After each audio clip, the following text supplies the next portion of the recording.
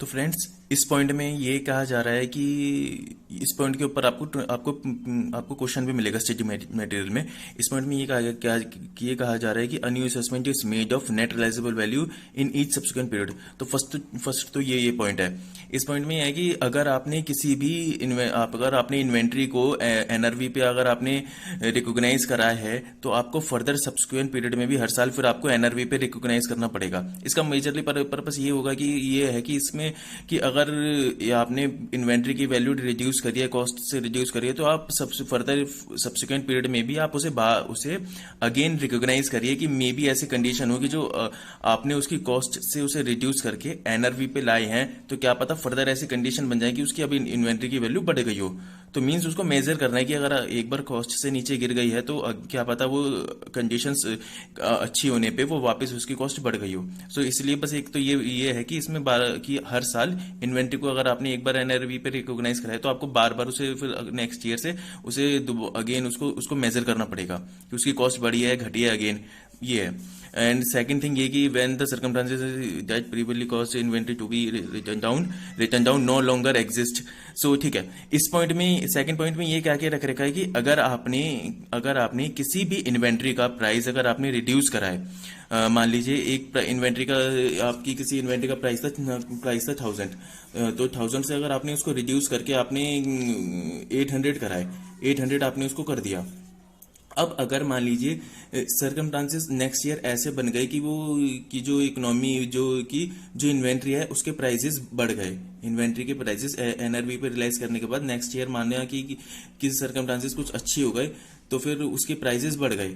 तो अगर आप उसको नेक्स्ट ईयर जब रिवर्स करेंगे ना, तो मान लीजिए तो रिवर्स आप 1000 तक ही कर सकते हैं, उसकी कॉस्ट तक। ये नहीं कि अगर उसकी नेट रियलाइजेबल वैल्यू या रिप्लेसमेंट वैल्यू अगर उसकी 1200 है तो आप उसे 1200 तक पहुंच कर देंगे, नहीं। जहां तक आपने जो उसकी कॉस्ट से आपने रिड्यूस करा है, जैसे 200 इस केस में रिड्यूस करा है, तो आप 200 ही अगेन फिर बढ़ा सकते हैं। ये नहीं आप 1000 से ज्यादा नहीं कर सकते, ये वही है। Reversal is limited to the amount of original write down. So ये पॉइंट है। तो चलिए आगे देखते हैं। Recognition of expenses, amount of इसमें ये कहा जा रहा है कि इन्वेंट्री कब रिकॉग्नाइज की जाएगी as an expenses. So amount of inventory recognised as an expenses in the period in which generally be the carrying amount of inventory is sold, की जब इन्वेंट्री सोल्ड कर दी गई हो। सेकंड पॉइंट है कि जब राइट डाउन करी गई हो इन्वेंट्री, कि जैसे मैंने बताया था लास्ट केस में 1000 से 800 पे कर दी गई, तो वो जब राइट डाउन कर दी गई हो तब इन्वेंट्री को जो राइट डाउन करा के जाएगा, जैसे 200 रुपीज, तो वो 200 आपका P&L में आपको शो करना पड़ेगा as a write down loss. और as reduced by the amount of any reversal in the period of any write down. So as suggested by the words reversal is opposite of write down. So अगर आप मान लीजिए कह रहे हैं कि अगर आपने किसी भी इन्वेंट्री को आपने रिड्यूस करी है उसकी वैल्यू, और किसी और इन्वेंट्री की अगर वैल्यू बढ़ी है, तो आपको वो दोनों सेट ऑफ करके P&L में शो करना पड़ेगा। सपोज करिए एक इन्वेंट्री पे, जैसे मेरे लास्ट केस में 200 रुपीज वैल्यू घटी थी, लेकिन उसी के अलावा किसी और इन्वेंट्री पे जो रिवर्सल हुआ है 50 रुपए का, तो आपको ये दोनों राइट ऑफ करके एज अ 150 आपको एज अ लॉस आपको P&L में शो करना पड़ेगा। ये सिंपल सी बात है कि किसी पे अगर आपका मान लीजिए किसी भी इन्वेंट्री पे अगर आपका लॉस हुआ है और किसी और इन्वेंट्री पे आपका रिवर्सल हुआ है, as suggested reversal is opposite of write down. So वो दोनों आपको एडजस्ट, जो भी आपको सेट ऑफ करके जो भी आपका होगा, फिर आपको उस अमाउंट को आपको P&L में आपको शो करना पड़ेगा। नेक्स्ट है some inventory may be allocated to other assets account then expenses will be charged। ठीक है, इस पॉइंट में ये कह रहे हैं कि मान लीजिए अगर आपने अपनी कोई भी इन्वेंट्री को किसी और वे में यूज कर लिया, मतलब सेल होने के बजाय आपने फिक्स एसेट्स में यूज कर लिया, तब आप उसको जो एक्सपेंसेस है आपका, आप उसे एक्सपेंसेस को आप एकदम ऐसे रिकॉग्नाइज नहीं करेंगे कि जिस दिन आपने उसे फिक्स एसेट्स में ले लिया बुक्स में, तो उस दिन आप इन्वेंट्री का पूरा एक्सपेंसेस रिकॉग्नाइज करें, नहीं। तब उस कंडीशन में आपको inventory over the period of fix assets आपको एज ए डेप्रिसिएशन उसको फिर तब आप उसे ऐसे डेप्रिसिएशन चार्ज करेंगे, फिर आप उसे एकदम में ऐसे रिकॉग्नाइज नहीं करेंगे। ये पॉइंट ये कह रहा है कि over the useful life of assets आपको फिर उसको एज एन एक्सपेंस बुक करना पड़ेगा। होप ये पॉइंट भी क्लियर हो गया होगा। हाँ, अगला है डिस्क्लोजर। डिस्क्लोजर में ये कह रहा है कि आप क्या क्या चीजें डिस्क्लोज करोगे एज पर इंडेस 2। सो ऑब्वियसली बात है, अकाउंटिंग पॉलिसीज आपको जो भी आपकी अकाउंटिंग पॉलिसीज है इन्वेंट्री की वो आप डिस्क्लोज करोगे। Carrying amount of inventory and classification of carrying amount, कि आपका जो भी इन्वेंट्री की एट द ईयर एंड है आप वो और उसको क्लासिफिकेशन की, मतलब वो कितना रॉ मटेरियल फॉर्म में है, कितना वर्क इन प्रोग्रेस फॉर्म में है, कितना फिनिश गुड्स में है। Inventory of service provider may be describe as work in progress. So and third point is inventory carried at fair value less cost to sell. अगर आपकी कोई inventory fair value less cost to sell आप measure कर रहे हैं तो आपको वो इन्वेंट्री मेजर करनी पड़ेगी, वो आपको डिस्क्लोज करनी पड़ेगी। Amount recognised in profit and loss account, amount of inventory recognized and expenses during the period, amount of written down of inventory as an expense, amount of any reversal of any write down and circumstances. तो वह आपको profit and loss में जो आपकी inventory है, amount of inventory recognise, जो भी inventory आपकी वो रिकॉग्नाइज करनी पड़ेगी जो भी सेल हुई है। और क्या आपके जो आपका राइट डाउन हो किया करोगे आपको वो आपको राइट डाउन अमाउंट आपको शो करना पड़ेगा। अगर आप कुछ रिवर्सल कर रहे हो तो आपको वो अमाउंट शो करना पड़ेगा P&L में। और इसी के साथ साथ सर्कमस्टांसेस की, किन सर्कमस्टांसेस में आप रिवर्सल कर रहे हो, ये ध्यान दीजिएगा कि जब आप रिवर्सल कर रहे हो तो वो सर्कमस्टांसेस वो आपको जरूर, मतलब किन सर्कमस्टांसेस में है वो भी आपको डिस्क्लोज करने पड़ेंगे। और ना इसमें आप प्लीज, अगर किसी को अगर कोई दिक्कत हो रही हो तो राइट डाउन का उल्टा रिवर्सल होता है। तो राइट डाउन जहां भी हो रहा है तो आपके राइट डाउन हो रहा है तो वो आपका लॉस हो रहा है, और रिवर्सल हो रहा है तो वो आपका फिर वापस जो राइट लॉस हुआ था वो अगेन गेन हो रहा है। तो ये चीज आप थोड़ा, मतलब जो पुराने पॉइंट लास्ट पॉइंट में था, तो आप इस वे में भी आप समझा जा सकता है इसे। लास्ट थिंग है कि inventory placed as security for liability. अगर कोई इन्वेंट्री आपने एज ए प्लेस कर दी फॉर एनी लाइबिलिटी तो वो भी आपको डिस्क्लोज करनी पड़ेगी। सो अब नेक्स्ट में हम वो डिस्कस कर लेते हैं इसके जो क्वेश्चन आंसर हैं, जो भी इसके स्टडी मटेरियल के कुछ क्वेश्चन आंसर हैं। सो काफी इसके में तो जो बचे हुए काफी टॉपिक हैं, फॉर एग्जांपल बायो प्रोडक्ट्स के या फिक्स्ड ओवरहेड के, तो वो एक बार आप देख लेंगे तो आपको बहुत क्लियर हो जाएगा वो। हाँ तो फ्रेंड्स, क्वेश्चन आंसर्स को देख लेते हैं क्या क्या है इसमें। सो ये मॉड्यूल में देखते हैं फर्स्ट क्वेश्चन, फर्स्ट इलस्ट्रेशन क्या कह रही है। As per Ind AS two, and हाँ वन मोर थिंग कि मैं यहाँ पे एक एक क्वेश्चन पढ़ूंगा नहीं और एक एक आंसर पढ़ूंगा नहीं, अदरवाइज वीडियो बहुत ज़्यादा ही लंबी हो जाएगी। मैं आपको जस्ट अ ब्रीफिंग दे दूंगा जिससे आप बाद में वो क्वेश्चन खुद पढ़ेंगे, आप समझेंगे तो आपको बहुत ईजी हो, आपको बिल्कुल क्रिस्टल क्लियर हो जाएगा। सो खैर फर्स्ट क्वेश्चन में क्या कह रहा है कि whether the packing material and publicity material. हाँ, ये मैंने फर्स्ट क्वेश्चन मैंने ऑलरेडी वीडियो में डिस्कस करके रख रखा है कि जो जिसमें मैंने आपको बोला था वीडियो में कि जो प्राइमरी पैकिंग मटेरियल होता है वो आपको, प्राइमरी पैकिंग मटेरियल तो आप मे भी कंसिडर कर सकते हैं as an inventory, but secondary packing material जो भी अगर आपका वो आप कंसिडर नहीं कर सकते। जैसा कि मैंने आपको एग्जांपल दिया था कि भाई कोई कि जो इनिशियली बोतल या कोक वोक की बोतल, बीवरेजेस की बोतल, सो आप उसको कंसीडर कर सकते हैं इन्वेंट्री। लेकिन भाई उन बोतल्स को आपको अलग वे में पैक करना या उन काफ़ी सारी बोतल्स को इकट्ठे पैक करने के लिए कोई स्पेशल पैकिंग मटेरियल हो तो आप उसको नहीं कंसीडर करेंगे inventory. So primary packing material में भी कंसीडर एज इन्वेंट्री। सो आगे बढ़ते हैं। आगे नेक्स्ट क्वेश्चन क्या कह रहा है, नेक्स्ट इलस्ट्रेशन। ये एग्जांपल वही जो मैं आपको दिया था फिक्स्ड ओवरहेड के लिए, फिक्स्ड ओवरहेड की बाइफिकेशंस के लिए। मैंने उसको क्लियर कर दिया था, वैसे आप चाहे तो वीडियो में उसको रिवाइंड करके देख सकते हैं जैसे देखना है आपको। सो ये सेकंड इलस्ट्रेशन है, इसमें ये आपको जस्ट ओरली एक बार गो थ्रू कर लीजिएगा, इसमें बस बताने की कौन कौन से कंसीडर होंगे एज एन इन्वेंट्री, कुछ ऐसा खास नहीं है इसमें। सो थर्ड इलस्ट्रेशन देख लेते हैं। थर्ड में क्या कह रहे हैं कि सेलिंग कॉस्ट आर एक्सक्लूडेड, हाँ कि selling cost are excluded from cost of inventory whether the distribution cost would be allowed to be included. So selling and distribution cost को इन्वेंट्री में लेना ही नहीं, लॉजिकल ही नहीं है, क्योंकि selling and distribution cost inventory को परचेज करने या प्रेजेंट लोकेशन लाने में नहीं होती, वो तो सेलिंग के रिलेटेड होती है। तो सेलिंग एंड डिस्ट्रीब्यूशन को कॉस्ट को इन्वेंट्री में लेने का कोई लॉजिक ही नहीं है। थर्ड क्वेश्चन आपका इलस्ट्रेशन इसी से रिलेटेड है। फोर्थ इलस्ट्रेशन ये आपकी, हाँ ये आ गई फोर्थ इलस्ट्रेशन। तो जो फोर्थ इलस्ट्रेशन ये आप ये कंसीडर करिएगा क्योंकि ये क्वेश्चन, इस पे क्वेश्चन बनने के बहुत चांसेस होते हैं। इसमें आपके चार चीज़ें हैं, सॉरी तीनों कॉन्सेप्ट कवर हैं। इसमें आपके जॉइंट प्रोडक्ट है, बाय प्रोडक्ट है और एक इसमें स्क्रैप भी है। MP1 MP2 आपका जॉइंट प्रोडक्ट्स है, BP आपका बाय प्रोडक्ट्स है और इसमें एक स्क्रैप भी है। तो आप इस क्वेश्चन को पढ़ेंगे तो इसमें लिखा हुआ क्वेश्चन है कि भाई आप इनकी वैल्यूएशन किस वे में कर रहे हैं, क्लोजिंग इन्वेंट्री की वैल्यूएशन क्या करनी है।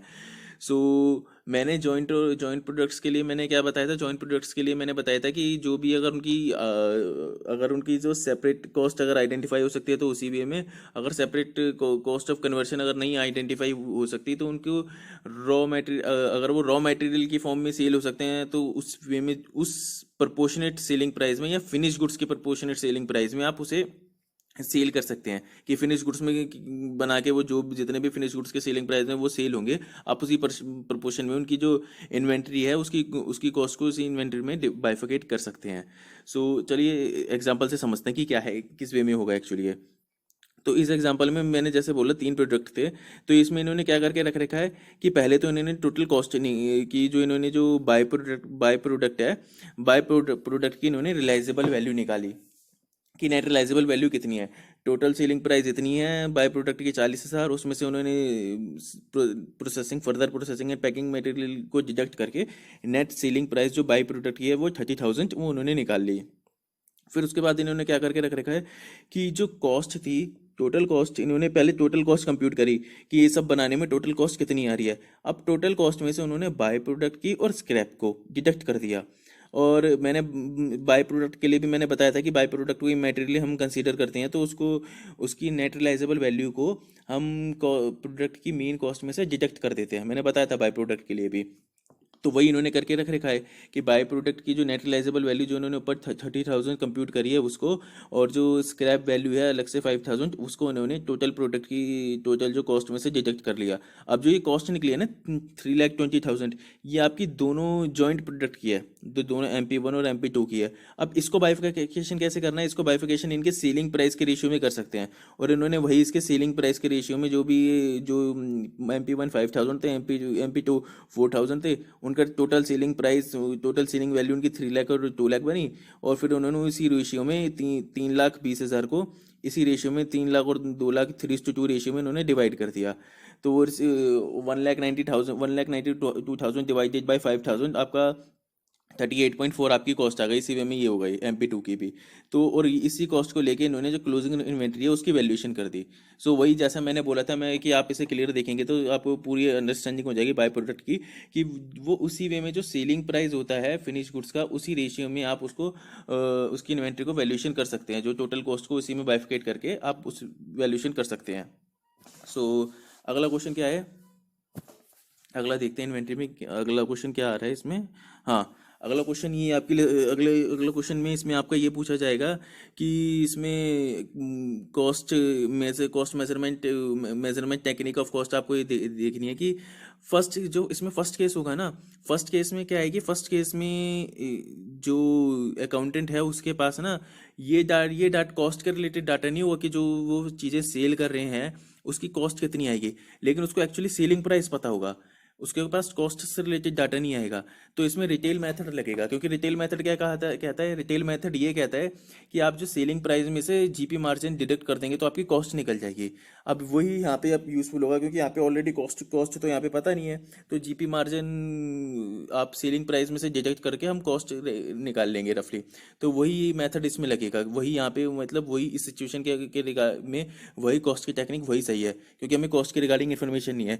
लेकिन सेकंड क्वेश्चन में अगर आप नीचे की सेकंड क्वेश्चन में आप नीचे की लाइंस पढ़ेंगे तो वहाँ जहाँ पे उन्होंने दे रखा है कि 15% of space and 15% of overhead, ये स्पेसिफाई करके रख रखा है। नीचे सबसे लास्ट लाइन में लिख रखा है कि 10 पीपल्स हैं, पीपल के रिगार्डिंग, लेबर के रिगार्डिंग में प्रॉपर आइडेंटिफिकेशन दे रखी है। सो यहाँ पे हम स्टैंडर्ड कॉस्ट मेथड यूज कर सकते हैं, क्योंकि स्टैंडर्ड कॉस्ट मेथड वहाँ पे वहीं अप्लाई होता है, जेन्युइन जगह, नॉर्मल जगह, जहाँ पे हमें पूरी प्रोडक्ट की कॉस्ट के रिगार्डिंग हमें इन्फॉर्मेशन होती है कि डायरेक्ट मटेरियल कितना है, लेबर कितना है, ये सब चीज़ें जहाँ पे हैं वहाँ पे हमें स्टैंडर्ड कॉस्ट मेथड यूज़ करते हैं कॉस्ट मेजरमेंट के लिए। सिंपल सा लॉजिक है, जहाँ पे हमें यूजुअली हमें कॉस्ट के रिगार्डिंग हमें पता ही होता है कि किस में क्या डायरेक्ट में, कि डायरेक्ट मटेरियल लेबर कितना है, तो वहाँ पे हमें यूजुअली स्टैंडर्ड कॉस्ट ही लगानी है। लेकिन अगर कहीं इन्वेंट्री के टाइम अगर हमें कॉस्ट के रिगार्डिंग इन्फॉर्मेशन नहीं है, तब हम ये रिटेल मेथड लगा सकते हैं, GP रेशियो डिडक्ट करके सेलिंग प्राइस में से। अगला क्वेश्चन क्या है, whether and date use different, हाँ different cost formula for inventories held at different geographical location, नहीं कर सकते इसमें सिक्स्थ में, क्योंकि रीज़न भी मैंने आपको ये भी बताया था कि अगर क्या कहते हैं आपकी इन्वेंट्री का नेचर सेम है तो आपको सेम कॉस्ट फॉर्मूला यूज़ करना है। अगर आपकी इन्वेंट्री का नेचर सेम है, अगर इन्वेंट्री का नेचर डिफरेंट है तब आप डिफरेंट कॉस्ट फॉर्मूला यूज़ कर सकते हैं, लेकिन आप इन्वेंट्री का नेचर सेम है तो आप ऐसा नहीं कर सकते कि सेम इन्वेंट्री पे 50% पे एक फॉर्मूला बची हुई 50% पे कोई अलग, ऐसा नहीं कर सकते आप। एक इन्वेंट्री का नेचर सेम है तो आप पे सेम कॉस्ट फॉर्मूला यूज़ करना है। अगले सेवन्थ इलिस्ट्रेशन ये कह रहा है कि अप्रैल इन्वेंट्री ये, अब इसमें फीफो मेथड और वेटेज एवरेज मेथड के वे में आपको इन्वेंट्री की कंप्यूटेशन करनी है। फीफो मेथड वही first in first out method. So जो लास्ट के 400 यूनिट बची हैं वो आप लास्ट वाली ही होंगी, तो इसमें 350 × 14 और 400 में से बची हुई 50 यूनिट कंसीडर कर ली इन्होंने। और वेटेज एवरेज में भी ये सिंपल है, ये भी कोई ऐसा कोई क्वेश्चन नहीं है। ये एट्थ क्वेश्चन इलस्ट्रेशन क्या कह रही है, whether the following cost should be considered while determining net realisable value. तो इसमें कौन कौन सी कॉस्ट आपकी कंसीडर होगी? तो नेट रिलाइजेबल वैल्यू क्या होती थी आपकी, कि जो भी आपकी सेल एक्सपेक्टेड सेलिंग प्राइस होगा उसमें से आप expected cost of completion and expected cost to sell आप ये डिडक्ट कर देंगे। So expected cost of completion of work in progress obvious सी बात है आप कंसीडर करेंगे। और ट्रेड डिस्काउंट क्या होता है? ट्रेड डिस्काउंट आपका होता है कि जो डिस्काउंट आपको लिस्ट प्राइस ऑफ गुड्स में से दिया जाता है as per guidance note on terms use in financial statements. तो एक्चुअली हम जनरली बात करता हूँ, यार ट्रेड डिस्काउंट क्यों दिया जाता है? ट्रेड डिस्काउंट दिया जाता है सेल के लिए, कि या तो बल्क सेल करने के पे ट्रेड डिस्काउंट दिया जाता है, या ट्रेड डिस्काउंट सेल पे भी दिया जाता है as a general market practice, sale के रिगार्डिंग दिया जाता है। तो ट्रेड डिस्काउंट अगर सेल के रिगार्डिंग दिया जाता है ऑब्वियस सी बात है, फिर तो वो आपको एनआरवी कंप्यूट करते वक्त आपको ट्रेड डिस्काउंट कंसीडर करना मैंडेटरी है, क्योंकि अगर वो आपकी जनरल प्रैक्टिस में भी दिया जाता है, बल्क में भी दिया जाता है, जैसे भी दिया जाता है वो आपका सेल के रिगार्डिंग है। लेकिन अदरवाइज कैश डिस्काउंट की बात करें तो कैश डिस्काउंट सेल के रिगार्डिंग नहीं दिया जाता। कैश डिस्काउंट रिकवरी के रिगार्डिंग दिया जाता है। Recovery in the sense means कि आपने आज सेल कर दी और कस्टमर आपको 1 महीने बाद पैसे देगा, लेकिन आप उसे कहते हो कि तुम आज ही पैसे दे दो और थोड़े बहुत कम दे दो एज अ डिस्काउंट। तो कैश डिस्काउंट रिकवरी के रिगार्डिंग दिया जाता है। सेल का इसमें कोई वो नहीं होता कि आपका जो पैसा है वो आपका सेल का जो पैसा है वो जल्दी से रिकवर हो जाए, उसी टाइम पे रिकवर हो जाए, इसलिए कैश डिस्काउंट दिया जाता है। सो कैश डिस्काउंट को इसमें नहीं करना, कंसिडर नहीं करना, क्योंकि ये सेल के रिगार्डिंग नहीं है। सो अगली इलस्ट्रेशन क्या है? अच्छा इसमें ये भी बहुत सिंपल है। इसमें कॉस्ट और नेट रियलाइजेबल वैल्यू के वे में आपको कंसीडर करनी है इन्वेंट्री। सो कॉस्ट और नेट रियलाइजेबल वैल्यू में से वो पहले आइटम बाय आइटम फिर ग्रुप। तो आइटम वाइज आइटम कम कंसीडर करते वक्त जो भी आइटम कम होगी कॉस्ट और एनआरवी में से आप उसे कंसीडर कर लेंगे। और जब ग्रुप वाइज होगे तो टोटल ऐसा बल्क वाइज देख लेंगे कि उधर कॉस्ट हो रही है टोटल 14,600 और इधर एनआरवी हो रही है 14,540। सो मतलब कि जो भी लेस होगी फिर आप ग्रुप वाइज में वो कंसीडर कर लेंगे। अगला क्वेश्चन है, नेक्स्ट क्वेश्चन हैं ठीक है, लास्ट के 2 क्वेश्चन। फर्स्ट क्वेश्चन में क्या है? फर्स्ट क्वेश्चन में वही है। फर्स्ट क्वेश्चन में क्या है कि आपने रॉ मटेरियल लिया 400 पर केजी, बट जो आपका जो फिनिश गुड्स था वो फिनिश गुड्स के जो फिनिश गुड्स है उसकी क्या कहते हैं इसमें रॉ मटेरियल है नो इन मटेरियल जो फिनिश गुड्स होता है ना, उसमें फिनिश गुड्स की जो सेल होगा वो अपनी कॉस्ट से कम पे सेल होगा। इसमें ये ऐसा कुछ है, the finish goods in which raw material is used are expected to be sold at below cost. तो जो फिनिश गुड्स जो गुड्स है इसमें वो कॉस्ट से कम पे सेल होगा। तो मैंने आपको क्या बताया था? मैंने आपको बताया था कि रॉ मटेरियल की जो वैल्यूएशन है वो फिनिश गुड की वैल्यूएशन फिनिश गुड्स से कनेक्टेड होती है। अगर आपका फिनिश गुड्स, मैं अगेन बता देता हूँ, अगर आपका फिनिश गुड्स कॉस्ट से या कॉस्ट से ज़्यादा पे सेल होता है तो आपका रॉ मटेरियल कॉस्ट पे वैल्यू होगा। लेकिन अगर आपका फिनिश गुड्स कॉस्ट से कम पे सेल होता है तो आपका फिनिश गुड तो आपका सॉरी आपका रॉ मटेरियल रिप्लेसमेंट वैल्यू पे वैल्यू किया जाएगा। अगेन बता देता हूँ कि जो आपका जो फिनिश गुड्स अगर आपका कॉस्ट से कम पे सेल होगा, कॉस्ट जितनी उसकी कॉस्ट लग रही है उससे भी कम पे सेल होगा, तो आपका रॉ मटेरियल जो होगा वो आपका रिप्लेसमेंट वैल्यू और एनआरवी पे कंप्यूट किया जाएगा। सो यही इसमें चीज़ में हो रहा है कि आपका जो फिनिश गुड्स है वो आपका कॉस्ट से कम पे सेल हो रहा है, तो आपका जो फिनिश गुड्स होगा वो रिप्लेसमेंट वैल्यू जो इसमें 300 पर केजी दे रखी है उस पर वैल्यू होगा। सो लास्ट क्वेश्चन क्वेश्चन क्या है, लास्ट क्वेश्चन में बता देता हूँ। लास्ट क्वेश्चन में क्या है कि एक एंटिटी को एक कस्टमर ने ऑर्डर दिया कि मेरे लिए सोलर पैनल बना दे, बट कस्टमर की कुछ कंडीशन सही, financial condition due to liquidity crunch, वो इस पोजीशन में नहीं रह पाया कि वो भाई अपन जो भी उनने सोलर पैनल का ऑर्डर दिया था वो उसको पे कर पाए, उसके लिए कुछ फाइनेंशियल कंडीशन खराब हो गई। सो उसने ऑर्डर एक तरह से वे में देके ऑर्डर देके कैंसिल कर दिया। तो उस वे में अब यहाँ पे इन्वेंट्री, यहाँ पे क्या क्या क्वेश्चन में क्या क्या दिया हुआ है कि solar panel work in progress 85 lakh, solar panel as a finish goods 55 lakh, and debtor आपका 65 लाख। तो एक्चुअली क्या है कि देखिए सोलर पैनल जो होता है, अब वो सोलर पैनल आपका कोई एक छोटी चीज़ तो नहीं होती कि मोबाइल हो गया या आपका कैलकुलेटर हो गया जो आपने एक बार में सेल कर दिया। सोलर पैनल ऑब्वियस सी बात है कि बहुत बड़ी चीज़ होती है, उसे उसके बहुत पार्ट्स होते हैं। तो कुछ पार्ट्स इसके वर्किंग प्रोग्रेस थे, जो वो आपके 85 लाख के, कुछ पार्ट्स इसके ऑलरेडी बने हुए, एंटिटी के पास ऑलरेडी बनी हुई हैं, वो ऐसा फिनिश गुड्स से 55 लाख एक तरह से देखा जाए तो। लेकिन ऑब्वियस ही बात है सोलर पैनल बहुत बड़ा होता है, तो कुछ पार्ट्स जो उन्होंने कस्टमर को सोलर पैनल के कुछ पार्ट्स जो डिलीवर कर दिए होंगे, जो वो इन्होंने सेल कंसीडर करी होगी, तो उस सेल के रिगार्डिंग एक 65 लाख बैठे ये 65 लाख वो खड़े हैं कि सोलर पैनल के जो कुछ पार्ट्स उन्होंने सेल कर दिए होंगे। सो वो चीज़ है। तो अब वो कह रहे हैं कि अब इनकी किस वे में ट्रीटमेंट की जाए। अब वो कस्टमर के रिगार्डिंग उन कस्टमर पे उन्होंने अपने एंटिटी ने पिटिशन कर दी कि और उन्होंने 205 लाख की उन्होंने क्या कहते हैं प्रोविज़न बना दिया, provision to be made to to 205 lakh. तो अब इसमें क्या है कि इनकी ट्रीटमेंट किस वे में है। तो देखिए क्लियर क्लियर थिंग है, फर्स्ट क्वेश्चन में दो चीज़ें हैं। एक यहाँ पे जो सोलर एक एज ए इन्वेंट्री के रूप में और एक एज ए डेटर के रूप में। 85 लाख एंड 55 लाख आपका work in progress and finish goods वो आपकी इन्वेंट्री है। सेकंड आपका डेटर है 65 लाख का। सो जो आपका डेटर है ऑब्वियस ही बात है उस पर तो आपको प्रोविजन बनाना पड़ेगा 65 लाख पे। अब क्वेश्चन आता है कि इन्वेंट्री की क्या ट्रीटमेंट होगी। तो इन्वेंट्री की ट्रीटमेंट वही होगी कि कॉस्ट और NRV which ever is lower आप उस पर वैल्यू करेंगे। अब क्वेश्चन में एनआरवी तो आपकी दे नहीं रखी, तो हम क्वेश्चन में आंसर में ये एज्यूम किया गया है कि आंसर में ये एज्यूम करा गया है कि जो आपकी कॉस्ट है वही लोअर है, इसलिए हमने उसी को कंसीडर करके हमने इन्वेंट्री की वैल्यूएशन कर देंगे। एक यहाँ पे एक अल्टरनेटिव आंसर ये भी दे के रख रखा है कि सिंस जो सोलर पैनल है वो कस्टमर स्पेसिफिक है। अब वो कस्टमर स्पेसिफिक चीज़ है क्योंकि कस्टमर स्पेसिफिक वो कस्टमाइज किया गया है, तो वो उसी कस्टमर को सोल्व हो सकता है, किसी और कस्टमर को नहीं सोल्व हो सकता। तो इसलिए उसकी एनआरवी जीरो है। अगर एनआरवी हम इस कंडीशन ये अल्टरनेटिव कंसीडर करके ये व्यू रख के हम उसकी एनआरवी फिर जीरो होगी, तो फिर जो उसकी पूरी इन्वेंट्री होगी वो पूरी राइट ऑफ कर दी जाएगी as a loss in financial statement.